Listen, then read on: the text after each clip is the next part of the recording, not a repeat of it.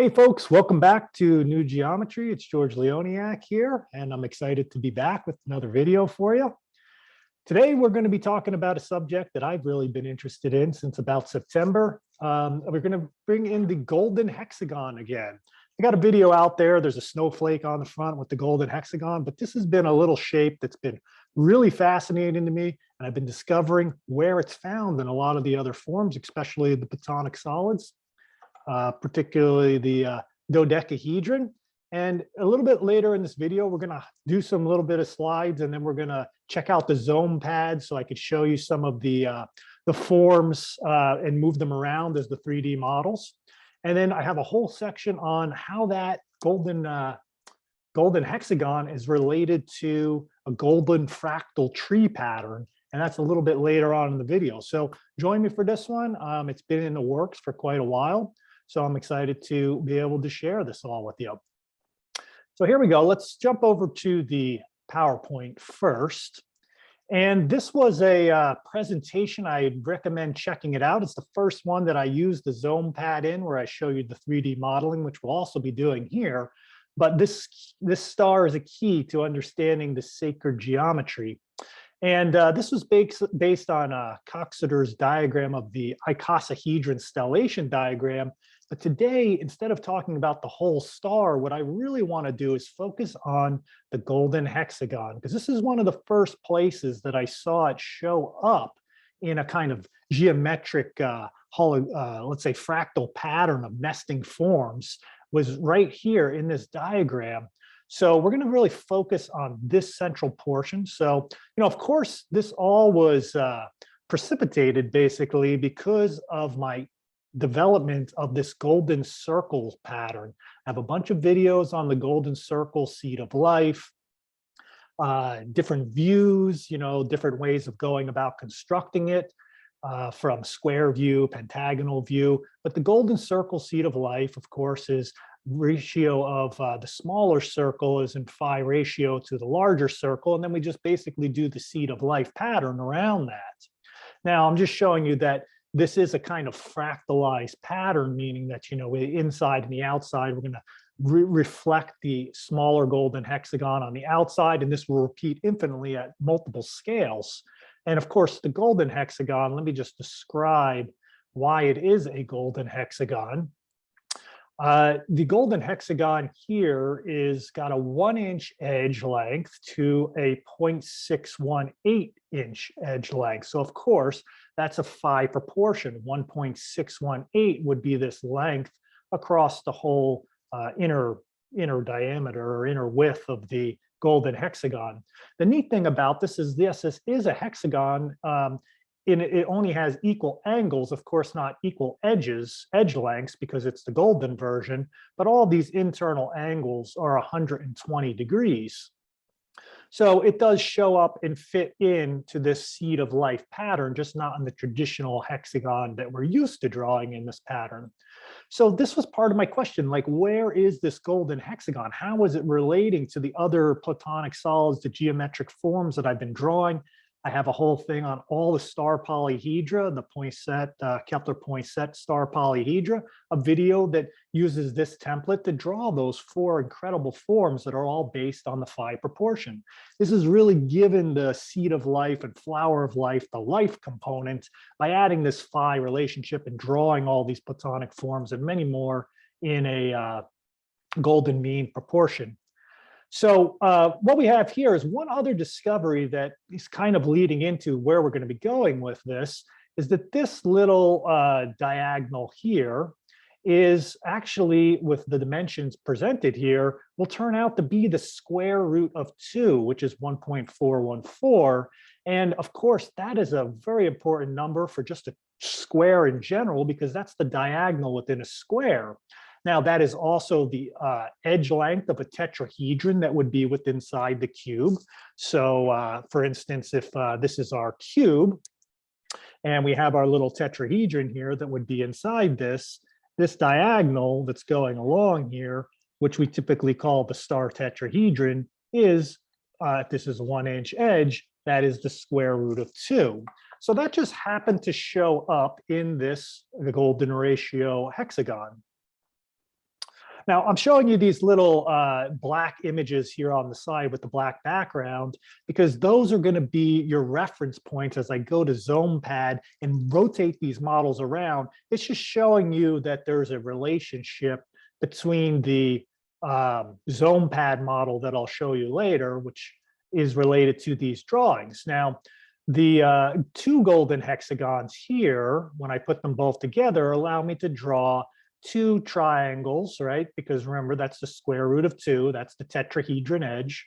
And I can make a star tetrahedron inside and the octahedron, which would essentially be this shape nestled between these golden hexagons. But you might be asking, like, okay, why am I doing this with the golden hexagons? What's important about the golden hexagon? Why would I put this extra shape around this? And why would my star tetrahedron shape, this stella octangula, tilted over to the side like this? Well, that's because we are going to be working up to constructing the dodecahedron from that. So the golden hexagon, a little unveiled, a little early, but I have to tell you now, is related to the dodecahedron internal shape that would be projected two-dimensionally on a flat surface. What you'd see in that cross-section of the dodecahedron is the golden hexagon. So as we build that out here, what we're first going to come to, following that golden hexagon shape, is we'll actually create a compound of two cubes together, and they're both sharing the central vertice and the vertice behind it. Now, M.C. Escher did a lot of these types of drawings, and when he did this compound of two cubes, what he typically did with that was not have them in proportion to the dodecahedron on the inside. So these are kind of unique drawings in the sense that you'll see here. This is a little easier to see in this one. You can visualize, here's one cube with the blue one, and then flip back and forth in your mind between the red cube that is behind this one, or not behind it, but sharing the same space. They're sharing this central vertice, and they're just rotated just a little bit, but they're not rotated all the way so that they just continue to follow hexagonal geometry. That's what the M.C. Escher drawings of these models did. Everything wanted to line up so that everything is at a 60-degree angle to one another. But here, this angle, I'm forgetting exactly what those angles are, but they are maintaining the golden hexagon between, because this structure is going to embed into the dodecahedron, because there are 5 cubes. As you notice in some of my other videos, I talk about the 5 cubes of the dodecahedron. Well, this is just 2 of those 5 cubes, and those 2 share these central vertices. But when we round out the rest of the structure with the remaining cubes in the dodecahedron, essentially what we're doing is just, this is as if you're seeing through the model all the way, so it's not a solid version, but just take picture of the dodecahedron, just like the one I have here in my hand. And any pentagonal face we can draw on a pentagram. So if you just did that on every face of this pentagram, this dodecahedron, what you would do is every single one of those edges are part of a cube edge. And when you just draw those lines in haphazardly, not thinking there might be much of a pattern there, when you step back and see the larger pattern, each one of those lines that are going across are part of an edge of a cube, which equals 5 cubes in total. Now you can also have 5 tetrahedron nested in here, or you can have 10 tetrahedron, because remember, there's 2 tetrahedron in each cube, and of course 2 times the 5 is 10. So you could have 10 tetrahedron nested in there as well. So okay, so let's just go back to the golden hexagon, because this is what I mean, and we'll see this in the zomepad in just a moment. But here is the golden hexagon in the drawing. Here it is in the zomepad still version. Now, the golden hexagon is going to be created out of one edge. Every single cross section across a pentagon face is a cube edge. So this isn't the same cube. It's taking 3 different cubes here. But if we follow this blue line, just in those pentagon faces, that's 3 of the edges of the golden hexagon. And then, of course, we use the outer dodecahedron, the shorter edge, which is now connecting the dodecahedron, forming the dodecahedron around those cubes. When we add those in, those 3 shorter edges, Those are in the phi proportion, so that across a pentagon, we get the 6 edges of that. Now, this could be viewed as a completely flat plane of the golden hexagon. And this is what it looks like projected onto our 2D space. And as you can see, it's in this golden circle diagram at multiple scales. I'll show you another slide in the future when we get to the fractality of this. But for right now, we could see that here is just one of them. Okay, so you could see over here, I've got a few of the fractal slides coming up. So stick with me for that. Let me just pop out of the screen share. We're going to go over to the zomepad. But first, here's the golden hexagon. And I just wanted to show you the 2-cube model that I constructed as well. It's going to look a little easier to see in zomepad, but there are 2 cubes. Let's line up 1 cube. You see there's just a square cube and there's another square cube, and that's the 2 of them together. And they're sharing this central vertex together in this pattern that I'm trying to locate. Here it is. So there it is. Oh, and I even put the golden hexagon, and you could probably see right there is the golden hexagon. So there's one of the edges, there's another edge, there's another edge, short edge, long edge, short edge. And that's connecting these 2 cubes that are coming together and sharing this point. This is what it looks like from the side. And like I said, MC Escher's drawing of this, what he did was, you see this distance here, these would be equally spaced between one another, creating these little diamond-like shapes rather than these slanted shapes that we see here. But this is giving us the proportions of the dodecahedron on the inside. So let's take a look at zomepad. Okay, got to share the screen. Here's zomepad. Okay, so here is the golden hexagon. I will show you that our flat hexagon, right? So we've got, we're starting there. Let's hop up to the next one. Here is our first equilateral triangle that's inside the golden hexagon. And of course, we'll just show again, we are completely still in 2D land. So just flat version of that. And it's going to get a little bit more complex as we move along here. Here I have added in the second golden hexagon that's above this. So this is where we now have created the 3-dimensionality. So this is now, even though it's looking flat here, we've added in the other tetrahedrons or triangles, the other triangle, which will become the octahedron.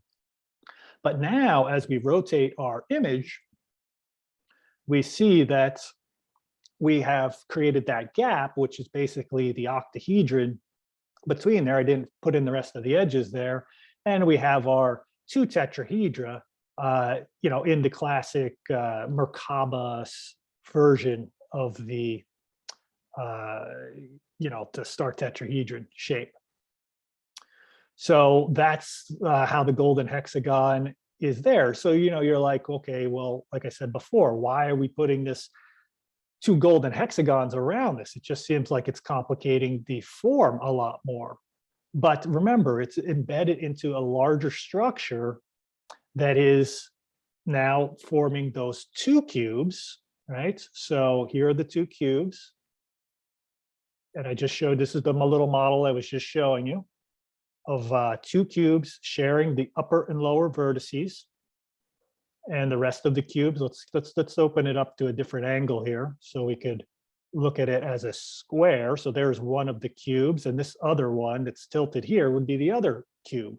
So just the 2 cubes like that. But let's go a little further. And now we have gone to our full build out of all the 5 cubes in there, in addition to connecting the vertices to create the dodecahedron completely. And that's basically made of, I believe it's essentially about 20 of those golden hexagons. A lot of them are sharing edges within there. So of course, let's rotate this around. It's really interesting how these snap into different views when we look at them from this view here, all the lines kind of line up. And of course, all these are in the golden circle projection drawings that I've been doing. We can rotate over to the pentagonal orientation, which is another way to view the dodecahedron, which is, oh yeah, straight up and down. So then we've got our two stars, 5-pointed stars on top of one another, and we've got the decagon symmetry. In a future video, probably the next one, I'm going to really get into looking at DNA and the spiral pattern that's created around the dodecahedron and these the decagon symmetries. And I believe I have one more slide for you here, which is the last image that I showed you, just showing you one of the golden hexagons now. And that is in the dodecahedron. And that's what we're seeing basically on our 2D sheet of paper. So, you know, when we're drawing that, we can basically look at what we're seeing is just this section or this section down here, but it's all collapsed to 2D, yet it maintains the golden proportion between, this is the main feature, between this edge length and this back edge length is withheld, it is held into proportion, meaning if this is 1 inch, that's 0.618 inches. And that's what the golden circle drawings bring to the picture that allow the construction of the dodecahedron to be done accurately, as well as the icosahedron in those flower of life design patterns. Okay, so that's all I wanted to kind of show you there quickly on the zomepad. And let's hop back over to the rest of the screen share. So, you know, if you're feeling full right now, you could certainly take a break. Please come back and finish up the video because I think you're really going to enjoy this fractal stuff. But if you're rolling right along with me, let's check out this fractal, because this is something that I wanted to add in here, because it just, when I looked at these patterns maybe about a month ago, I was like, there's the golden hexagon. I was like, it's right there, right in these fractal tree patterns at fractal levels. And so this is an article you can easily download for free online. It gives you this image as well as many others of the golden fractal tree patterns that are in pentagon structures as well. There's 3 different angle ones, 144, 108 degree, 60 degree, and 120 degree versions of this. I'm just showing you the 60 degree version. So check that one out, published in Mathematics Journal 2007. Well, as you could see, this is this outer triangle.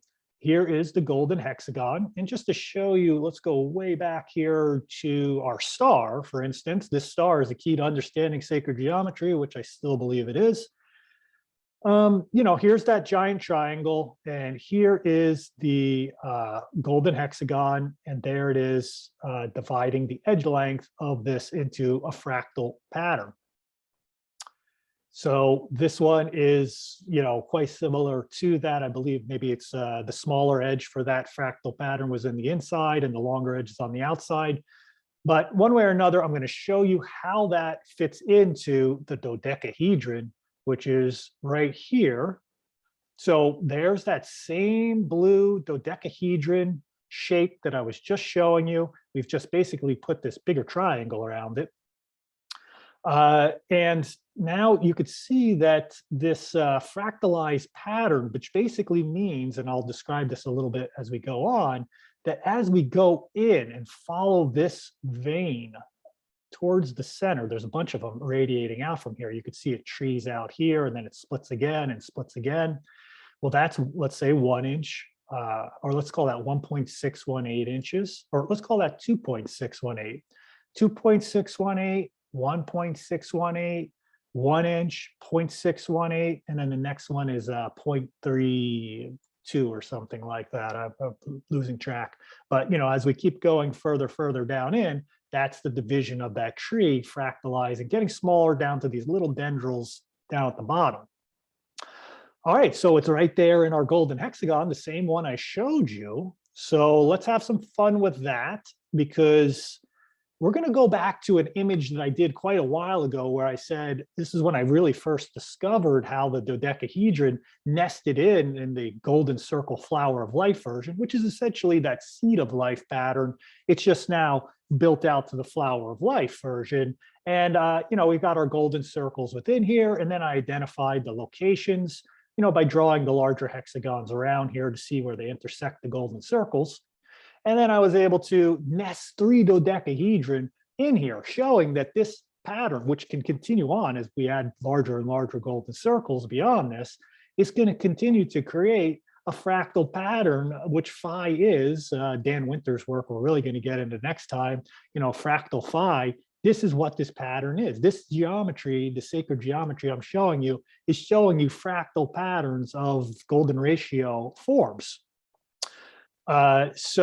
Which is really different than the standard flower of life, which is going to just do an infinite array of hexagons based on a cube, an octahedron, and a tetrahedron, and that will go on infinitely, but there's no golden ratio in that unless you add these 5 circles. So that's a really important point, to add the 5 circles to get this.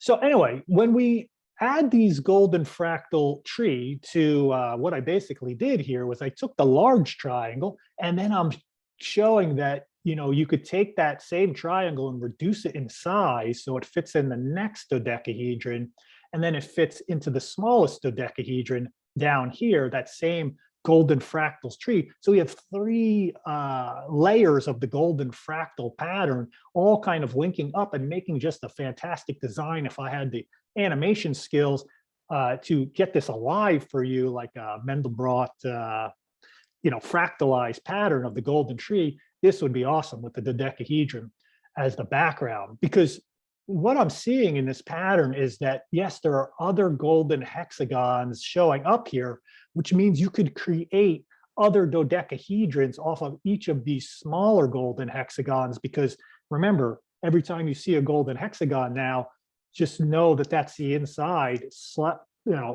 cut of a dodecahedron. This thing is jam-packed with dodecahedron at all scales. It really got me thinking about how that dodecahedron is connected and associated with that ether, filling the space infinitely in a fractalized way. This is really many, many, many little dodecahedrons all the way infinitely throughout that pattern. Okay, so let's have a little bit more fun with that. Let me just show you the pattern first without the dodecahedron, because I thought it was just quite cool to see it this way. Of course, this is not my drawing. It goes back to that article that was listed a few slides ago.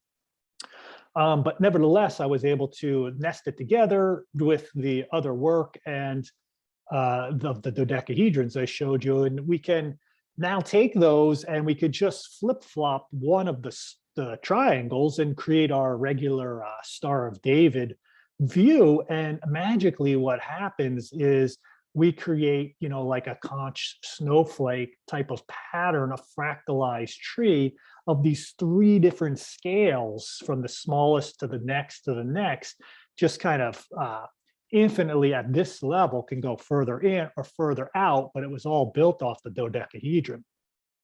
The other interesting thing about this slide was that now we have just the regular stars showing up, and you could see that the fractal pattern just fits right into that, which basically makes me think back to my snowflake video, that within those snowflake patterns, that these branching tree patterns of the golden ratio, which I tried to show in that video, are hidden within our regular hexagon patterns. That, just draw a regular hexagon, you can envision that it has all this symmetry in it, even though, with the standard version of drawing the flower of life, we don't necessarily see it. I believe it's hidden in. Look how it just follows the edges of the triangle right there.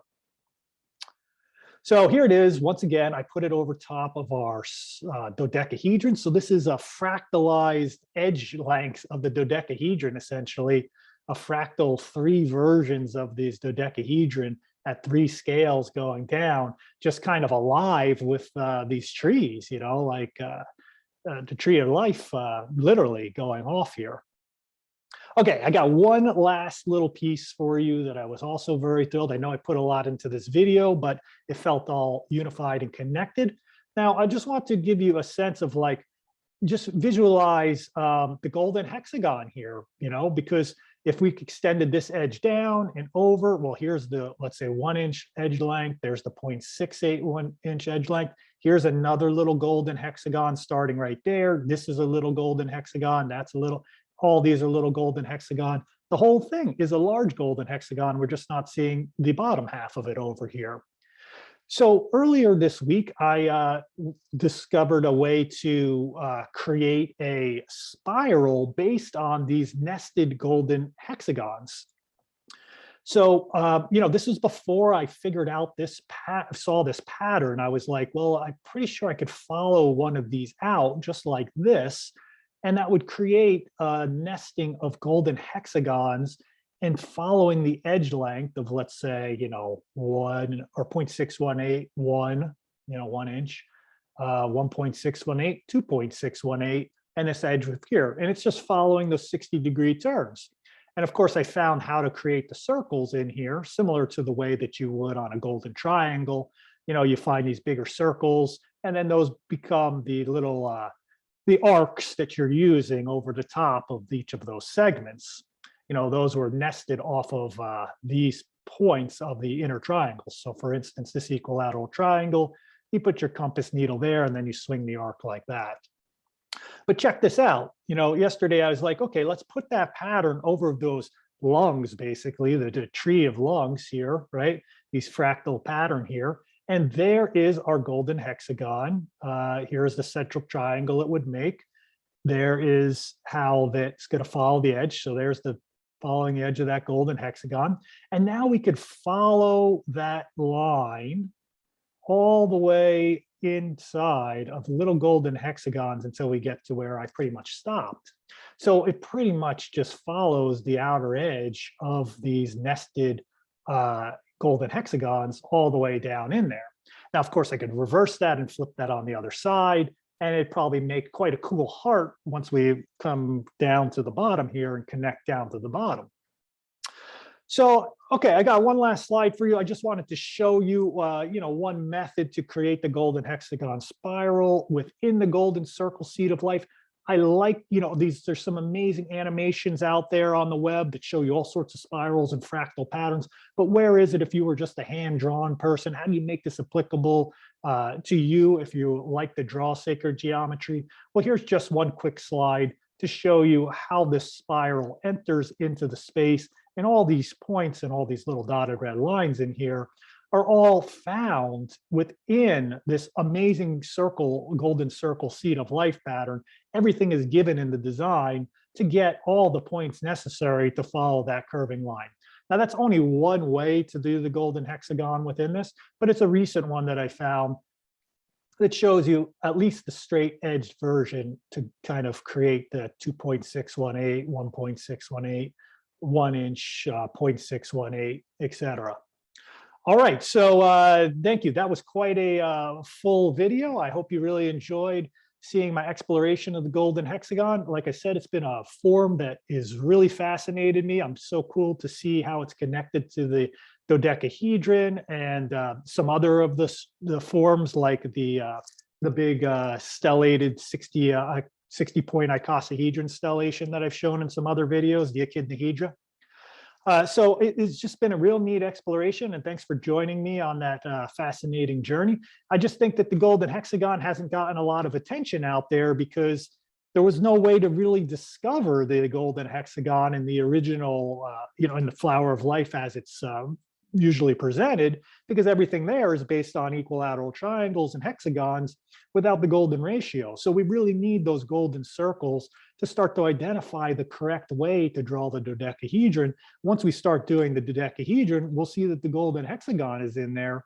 And then all of a sudden, our whole flower of life pattern becomes infinitely fractal, that I can extend that pattern out and show nesting of dodecahedron and icosahedron, integrating with all the other platonic solids that are within there. Okay, so thanks very much. Much appreciation and love for you all coming out to watch this. I have a few other offerings. I've got a Patreon site where I'm going to be, presenting monthly lessons and online drawing classes that you can check that out at Patreon, New Geometry there. I also have an apprenticeship coming up in March 7th. I got, taking 6 participants on for an 8-week course. So check that out at my website, New Geometry, the apprenticeship program. And of course, New Geometers is a free Facebook group to just join the conversation. And I'm always posting images there and different videos. So please join over there and check out there. And if you really like this video and want to come back for more, please subscribe. And I'll see you next time. So thanks so much for watching. Peace.